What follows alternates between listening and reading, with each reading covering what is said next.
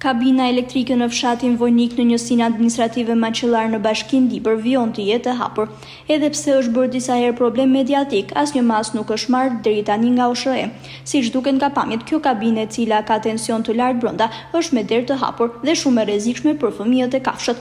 Edmond Rena thotë se ka ngritur disa herë si shqetësim pranë OSHE-s dhe pushtetit vendor, por nuk është marrë asnjë mas. Ai shprehet se më rrezik është për nxënësit e shkollës apo fëmijët që luajnë andej rrotull. Sa i përket kafshëve, ka patur shumë raste të cilat kanë hyrë brenda dhe në kontakt me rrymën elektrike kanë ngordhur. Edmond Rena kërkon marrjen e menjëhershme të masave sa ende nuk ka ndodhur ndonjë tragjedi njerëzore. Po problema është se është gabina është. Është vetë gabina. Këto hin mit për shkollë drejtë me rreth agje këtu. Tu ska këtu, nuk e di. Shkruaj më menu. 57 ditë që mund shkruaj më menu. Ku ka qenë një herë më Çdo sa punë rreziku dhe fëmijët a janë shkolla dhe vinë.